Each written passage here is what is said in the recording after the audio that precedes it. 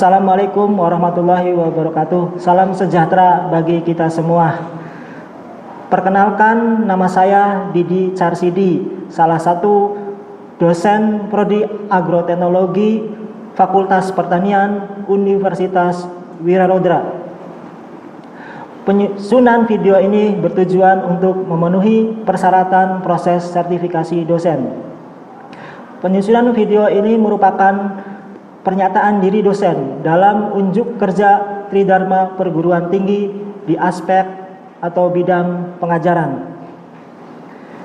Izinkan saya menjelaskan deskripsi salah satu mata kuliah yaitu yang saya ampu, yaitu mata kuliah teknologi pasca panen. Mata kuliah teknologi pasca panen ini berbobot 3 SKS, terdiri dari 2 SKS penyampaian teori, 1 SKS kegiatan praktikum. Mata kuliah teknologi pasca panen membahas prinsip, teknik, dan teknologi yang diterapkan dalam penanganan hasil pertanian saat dipanen dan setelah dipanen agar kualitas, kuantitas, dan nilai ekonomis produk dapat dipertahankan atau ditingkatkan. Materi pada mata kuliah teknologi pasca panen yaitu mencakup pengertian pasca panen, karakteristik fisiologi hasil panen, penanganan pasca panen, pengemasan, penyimpanan, pengawetan, dan teknologi pasca panen lainnya. Selain itu, mahasiswa juga diperkenalkan dengan aspek mutu, keamanan pangan, serta peran teknologi dalam memperpanjang umur simpan dan mengurangi kehilangan hasil pasca panen. Berikutnya untuk capaian pembelajaran lulusan atau CPL pada mata kuliah teknologi pasca panen ini. Yang pertama, mampu menerapkan dan mengevaluasi metode dan teknologi untuk mendukung sistem produksi tanaman berkelanjutan berdasarkan analisis data dan informasi yang relevan. Yang kedua, mampu menyelesaikan permasalahan budidaya tanaman menggunakan metode ilmiah dan teknologi terkini. Yang ketiga, mampu melakukan usaha produksi tanaman berkelanjutan dengan teknologi terkini secara kreatif dan inovatif di bidang teknologi pasca panen. Berikutnya untuk capaian pembelajaran mata kuliah atau CPMK yang terdiri dari 4. Yang pertama adalah memahami prinsip dasar teknologi pasca panen untuk menjaga mutu dan meningkatkan nilai tambah hasil pertanian. Yang kedua, menganalisis metode pengolahan pasca panen berdasarkan karakteristik produk dan teknologi yang tersedia. Yang ketiga, mengidentifikasi teknologi penyimpanan dan pengemasan untuk mempertahankan kualitas hasil pasca panen. Yang terakhir yaitu keempat, merancang solusi inovasi berbasis teknologi pasca panen sesuai dengan kebutuhan pasar. Untuk sistem pengajaran pada mata kuliah teknologi pasca panen ini yaitu sistem pengajaran yang digunakan pada mata kuliah yaitu menggunakan sistem pengajaran ceramah, menyampaikan materi dan diskusi, serta dikolaborasikan dengan sistem pengajaran berbasis teknologi yaitu e-learning dan blended learning. Berikutnya untuk evaluasi pembelajaran yaitu dilakukan 2 evaluasi. Yang pertama adalah ujian tengah semester atau UTS, yang kedua adalah ujian akhir semester atau UAS. Untuk kontrak bobot penilaian pembelajaran disesuaikan dengan keputusan universitas. Yang pertama adalah kehadiran 10%, yang kedua adalah tugas yaitu 20%, yang terdiri dari tugas struktur ataupun kegiatan laporan praktikum. Yang berikutnya adalah ujian tengah semester yaitu 30%. Yang terakhir adalah ujian akhir semester yaitu bobotnya 40%, sehingga total adalah 100%. Demikian penjelasan mata kuliah teknologi pasca panen. Berikutnya adalah video praktek pembelajaran. Terima kasih, selamat menyaksikan. Assalamualaikum warahmatullahi wabarakatuh. Assalamualaikum warahmatullahi wabarakatuh. Waalaikumsalam warahmatullahi wabarakatuh. Baik, hari ini kita perkuliahan hari ini yaitu tentang mata kuliah teknologi pasca panen ya.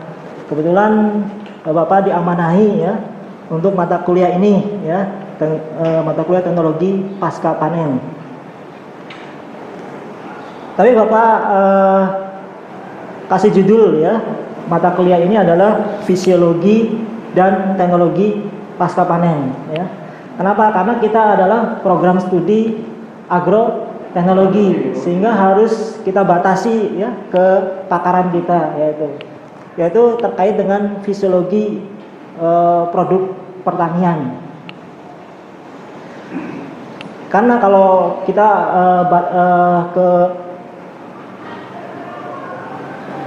ke pengolahan pasca panen itu sudah masuk ke keahlian bidang yang lain, yaitu ilmu pangan atau teknologi hasil pertanian ya. Baik, Bapak lanjut ya. Pertama kita kontrak pembelajaran ya, dan bobot penilaian pembelajaran ya yang sudah ditentukan oleh universitas ya. Di wakil rektor bidang 1 yaitu kehadiran adalah 10% ya. Nanti teman-teman ya harus hadir ya. Kalau full itu nilainya adalah 100 dikali 10% ya. Berikutnya adalah tugas yaitu 20% ya. Tugas ini terdiri dari tugas struktur ya, ataupun nanti kegiatan praktikum atau laporan praktikum. Berikutnya adalah ujian tengah semester ya, yaitu 30% ya. Yang terakhir adalah ujian akhir semester yaitu 40% ya.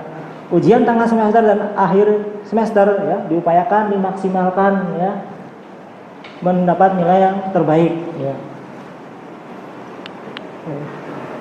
Oke, untuk pendahuluan ya, materi pendahuluan kita bahas beberapa materi ya. Yang pertama adalah pengertian pasca panen ya. Yang kedua adalah sifat-sifat produk pertanian ya, terutama adalah produk-produk tanaman hortikultura ya, yang merupakan atau mudah mengalami perubahan atau tidak lama disimpan. Yang ketiga adalah fisiologi dan mutu panen ya. Yang keempat adalah faktor atau penanganan pra dan pasca panen. Baik, kita bahas satu persatu yaitu pengertian ya. Pengertian pasca panen ya, yaitu periode dimulai dari produk pertanian itu dipanen ya, sampai produk tersebut dikonsumsi atau diproses lebih lanjut ya. Tapi kita karena program studi kita adalah keahlian kita adalah agroteknologi, kita batasi sampai dengan dikonsumsi, tidak diproses lebih lanjut. Misalnya kalau proses lanjut itu apa? Misalnya adalah pisang ya, dijadikan keripik pisang. Itu bukan bidang kita ya. Itu sudah masuk ke bidang ilmu pangan atau teknologi hasil pertanian ya. Kita dari ya proses panennya sampai dengan dipanen sampai produk itu dikonsumsi. Intinya adalah menghambat ya proses pematangan atau proses pembusukan dari produk pertanian atau kerusakan kualitasnya ya, menghambat. Berikutnya adalah fisiologi pasca panen ya. Fisiologi pasca panen ini ya kejadian atau proses fisiologi ya yang masih berlangsung pada produk pasca panen ya. Jadi di produk-produk terutama tanaman hortikultura ya, itu ada istilah namanya klimaterik dan non klimaterik, terutama di buah-buahan ya. Itu kalau itu masih melakukan proses fisiologi ya. Berikutnya ada pengertian penanganan pasca panen ya, yaitu ilmu yang mempelajari tentang proses fisika atau fisik dan kimia yang berlangsung pada produk yang telah dipanen, ya, dan teknik memperlakukan produk tersebut agar memiliki kualitas sesuai yang diharapkan, ya. Bagaimana hasil proses dari produk pertanian itu, ya, kita hambat, ya, atau kita pelihara, ya, kualitasnya, sehingga kualitasnya lebih lama, ya, dan lebih baik, ya, ketika kita distribusikan ataupun kita jual, gitu ya. Sedangkan kalau menurut pasal 31 Undang-Undang Nomor 12 Tahun 92, pengertian penanganan pasca panen ini yaitu suatu kegiatan yang meliputi pembersihan, ya, pengupasan, sortasi, ya, pengawetan, pengemasan, penyimpanan, ya, terus standarisasi mutu dan transportasi hasil budidaya pertanian. Ini adalah menurut pengertian penanganan pasca panen menurut Undang-Undang 31, ya, nomor 12/92, ya. Oke, berikutnya kita bahas sifat produksi, ya. Sifat produk pertanian, khususnya adalah tanaman hortikultura, ya. Yang pertama, ya, tidak dapat disimpan lama, ya. Jadi produk-produk hortikultura umumnya itu tidak bisa disimpan secara lama. Beda dengan produk-produk yang biji-bijian, ya. Itu bisa kita, misalnya kalau di Indramayu kan padi, gitu. Dengan proses pengeringan itu bisa disimpan lama, ya, di gudang. Sedangkan berikutnya adalah mudah rusak atau perishable, ya, mudah rusak produknya, ya. Terus mempunyai kualitas yang beragam, ya, kualitasnya beragam. Beberapa komoditas spesifik pada daerah geografi tertentu, ya. Tidak semua komoditas itu ada di setiap topografi, ya. Misalnya, ya, stroberi, ya, itu pasti tidak ada di dataran rendah, ya. Di Indramayu tidak ada, adanya di daerah Lembang, ya, yang kita dekat, gitu ya, stroberi. Terus perlu tempat lapang, ya, atau voluminous, ya.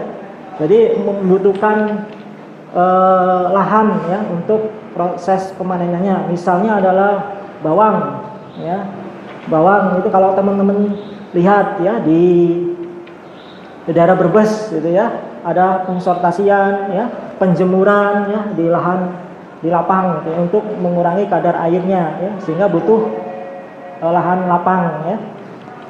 Jadi kita musim melimpah atau meruah, ya, pada suatu musim dan langka pada musim yang lain, ya, kayak mangga kalau musim melimpah buahnya, tapi kalau tidak musim dia sedikit, ya.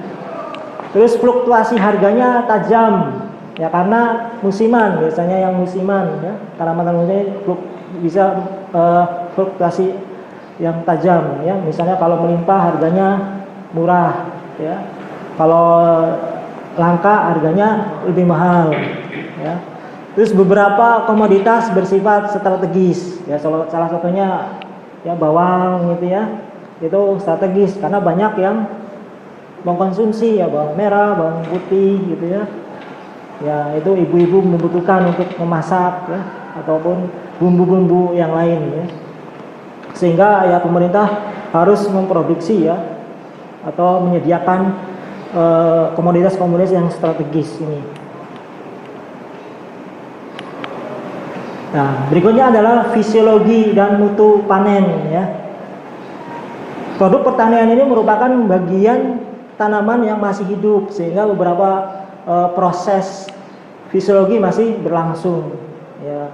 Jadi walaupun kita petik, ya, kita panen, itu proses fisiologinya tetap berlangsung, ya.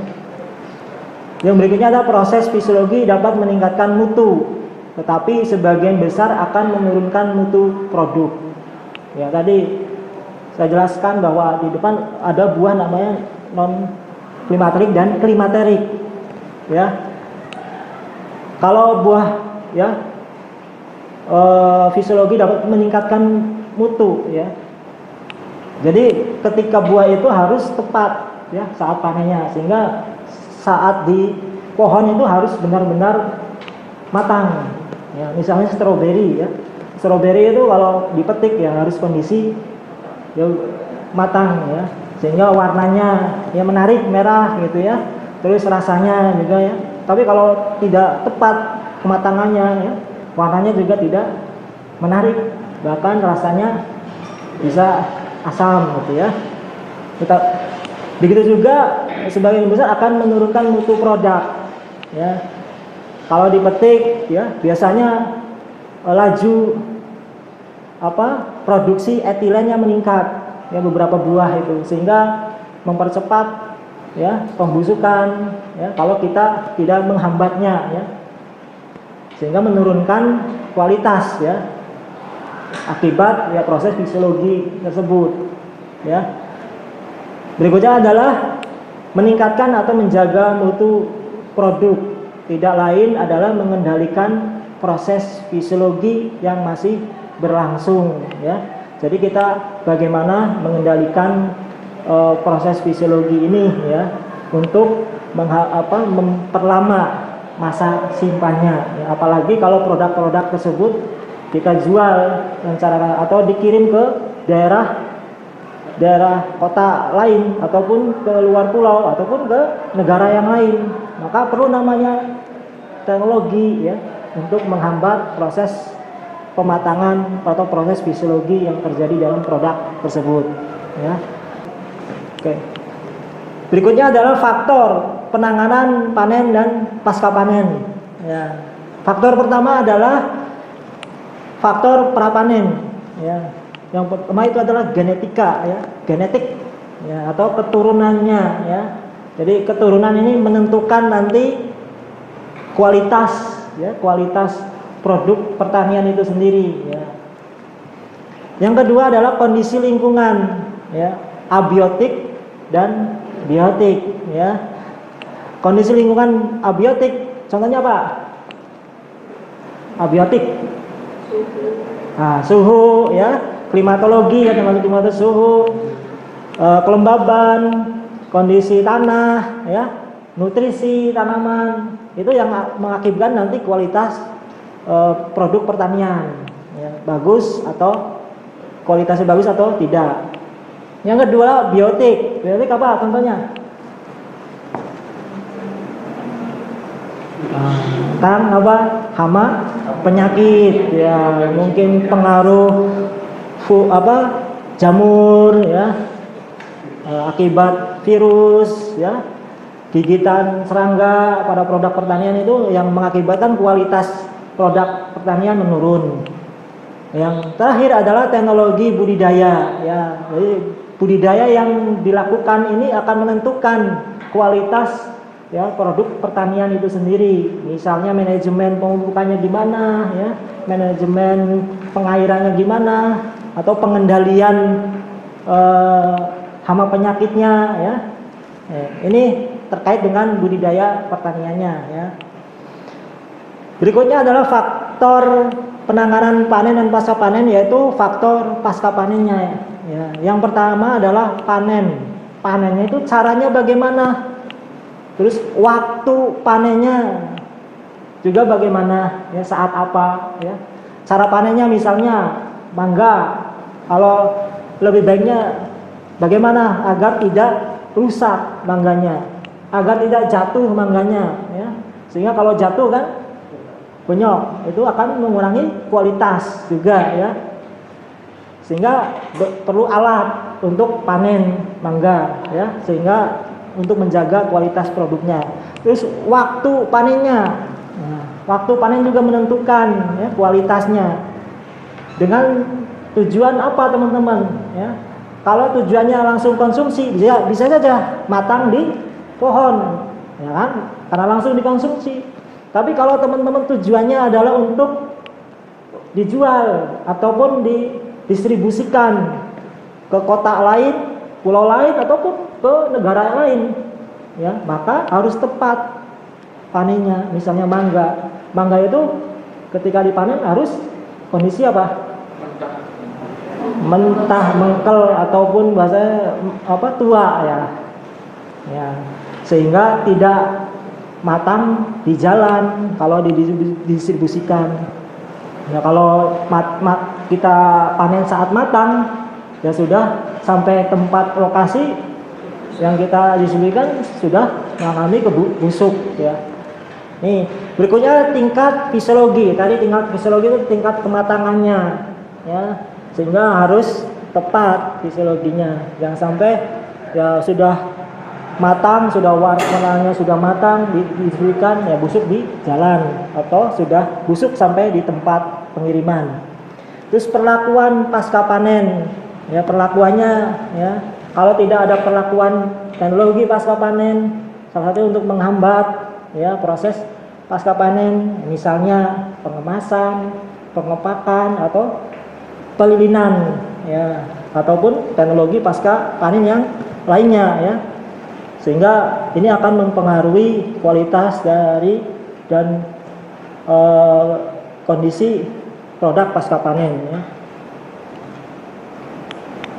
Oke, berikutnya faktor yang mempengaruhi penanganan pasca panen yaitu faktor biologi ya, itu respirasi ya, respirasi, pematangan ya. Tadi respirasi sudah saya jelasin ya, kematangan, terus produksi etilen. Nah, produksi etilen. Jadi setiap buah atau tanaman, produk tanaman ya, pertanian itu menghasilkan namanya etilen. Dan konsentrasinya berbeda-beda setiap produk pertanian. Biasanya yang konsentrasinya tinggi adalah yang masih melakukan proses fisiologi. Ketika dipetik itu proses laju produksi etilennya meningkat ya. Biasanya yang buah primaterik yaitu dia etilen meningkat, sehingga ya kalau kita dulu orang tua ya jangan masukkan, kalau ingin matang mangganya misalnya masukkan ke beras ya biar cepat matang. Nah, karena apa? Beras salah satunya mengeluarkan etilen sehingga mempercepat. Kalau secara kimia apa contohnya? Etilen ini yaitu apa? Betul, pengkarbitan. Karbit itu mengeluarkan gas namanya etilen ya. Ya, berikutnya ada perubahan komposisi ya, misalnya glukosa ya, kandungan gulanya ya, tadinya asam jadi manis ya, atau tadinya manis jadi asam. Nah, ini perubahan komposisi ya, atau kandungan airnya di dalam buah itu, dalam produk pertanian itu ya. Berikutnya transpirasi, penguapan air ya. Ini terutama produk-produk hortikultura ya, harus terjaga proses transpirasinya menghambat. Ya, misalnya kangkung ya, kangkung kalau mengalami transpirasi ya akan apa? Layu ya, tidak segar lagi karena terjadi pengurangan air dalam kangkungnya ya. Itu. Berikutnya ada faktor lingkungan. Itu ada suhu, kelembaban ya, komposisi atmosfer ya. Komposisi atmosfer terkait dengan respirasi ini ya, mungkin kandungan oksigen, karbon dioksida ini ya. Begitu juga etilen ya, etilen juga ya. Kalau produk itu di lingkungannya banyak etilen ya, itu mempercepat pematangan atau pemasakan produk pertanian gitu ya. Oke, lanjut. Terus penyebab kerusakan setelah dipanen yaitu fisik ya, berupa goncangan, benturan atau himpitan atau luka ya. Ini ketika dipanen ya, dijaga ya cara panennya bagaimana, menggunakan alat apa untuk terjaga dari benturan atau luka ya ketika panen ataupun ketika distribusi gitu ya. Terus fisiologis ya, fisiologisnya akibat proses biologi seperti transpirasi, respirasi ini ya yang sering terjadi ya pada produk hortikultura. Jadi harus dihambat ya dengan teknologi pasca panen. Berikutnya biologi ya, akibat serangan serangga dan jasa renik. Ya, ini ya yang bisa juga hama penyakit juga akan merusak kualitas produk pasca panen ya. Berikutnya adalah genetika, ya, genetika produk yang bentuk dan ukurannya tidak normal. Itu sesuai dengan keturunan. Kalau keturunannya bagus kualitasnya, maka ya keturunannya anaknya atau keturunannya juga akan bagus gitu ya. Oke, nanti proses fisiologi ya, transpirasi, respirasi, etilen kita bahas ya nanti di pertemuan-pertemuan berikutnya ya tersendiri. Oke, ini salah satu gambar contoh ya proses sortasi pemilihan ya pada tanaman cabai ya, bagaimana ini dipisah ya antara cabai yang kualitasnya bagus dengan cabai yang kena hama ya, patogen, ataupun cabai yang bentuknya tidak bagus ya, disortasi, dipisah ya. Ini juga jeruk ya, ini pemilihan jeruk ya, disesuaikan dengan ukuran ya, disortasi, dipilah-pilih ya. Oke, terima kasih ya. Mungkin ada pertanyaan? Pak, izin bertanya. Perkenalkan, nama saya Muhammad Radifan. Apa itu buah klimaterik dan non klimaterik? Terima kasih, Pak. Baik, terima kasih ya Mas Radifan. Baik sekali pertanyaannya. Buah klimaterik dan non klimaterik ya. Buah klimaterik itu yaitu buah yang ketika dipanen atau dipetik itu masih melakukan proses fisiologi ya, sehingga buah itu ketika dipetik ya produksi etilennya akan meningkat dan proses fisiologinya juga akan laju fisiologinya meningkat ya, sehingga masih melakukan proses pematangan ya. Misalnya contohnya buah apa Mas Radifan yang masih melakukan proses pematangan ketika sudah dipanen atau dipetik? Mangga ya, mangga, terus buah pisang ya, siapa lagi? Pepaya ya, dan lainnya banyak ya. Sedangkan kalau buah non klimaterik ya, ini biasanya buah yang ketika dipanen itu fisiologinya harus